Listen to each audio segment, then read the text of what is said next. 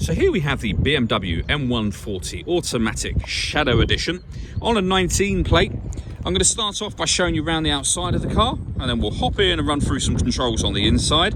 But from the outside, you can see it's a 5-door car with alloy wheels and tinted windows. Let's start off inside the boot and then work our way around the rest of the car from there. So as we approach the boot, you can see we have reversing sensors. This car's also got a reversing camera.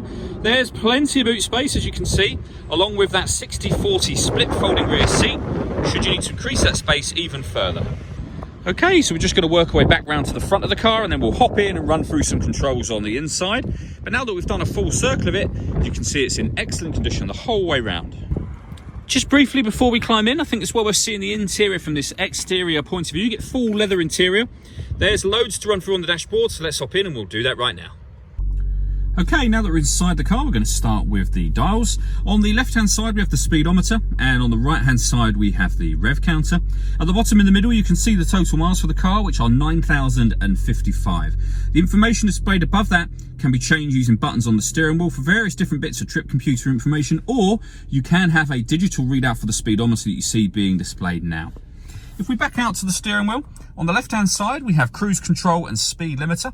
And on the right-hand side, stereo and phone controls, including voice activation. That work for your phone, your sat-nav, etc. The plus and minus paddles are so that you can change gear manually with this automatic gearbox. Just over to the right-hand side here, we have the front and rear electric windows. This car has also got power folding door mirrors. So if I hit that button, you'll see that those mirrors will fold in. Aside from that, before you can use the phone controls, you need to pair your phone up, and that is done over on the central screen just here. This is BMW's professional nav that we're looking at here. So of course, it has satellite navigation as part of that. It's an extra wide screen, as you can see. You can have it divided up into two, as is being displayed at the moment. All of the movements I'm making on the screen here, they're all being done using the iDrive system, which is this dial and collection of buttons here. So you can go directly to things like sat-nav, for example, or your media, or you can go to the main menu and use this dial. You can, on top of that, use it as a touch screen as well and just swipe through it as you would your phone or tablet, for example. You can also change the order in which these things are displayed. So if you want to pair your phone and you want that over to the left and you want your navigation after that, you can do that. In terms of the music in this car, we have got various different ways to listen to it. Obviously, we have the radio. This car has got DAB, FM and AM, as you can see just here. We've also got USB input if you want to listen to your own music. You can also stream your music wirelessly via Bluetooth audio as well. So plenty of ways to listen to your music in this car. On top of that, if we pop the car into reverse, we have a full color reversing camera with guidelines showing you what direction the car is headed in relation to the image that you see on the screen. So it does make it very easy to park. Working our way down, we have the CD player, the main volume for the stereo, and then dual zone climate control. So you can adjust the passenger temperature, the driver temperature, the fan speed up and down from here.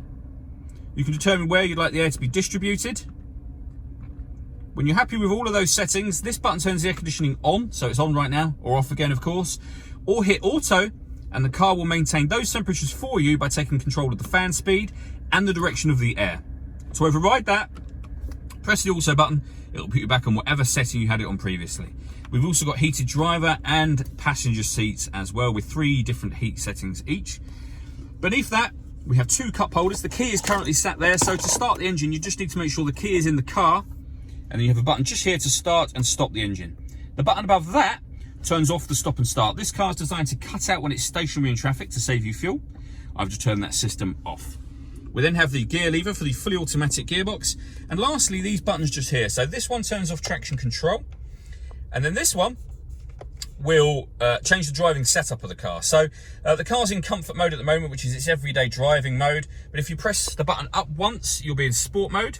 If we were to press it up again, would be in Sport Plus, and then you can go down to Sport, down to Comfort, and at the bottom, Eco Pro. All that leaves me to say is thank you for taking the time to watch this video. If you'd like to come and see the car in person and have a test drive, please feel free to call any of our MJA sites. We'd love to hear from you soon.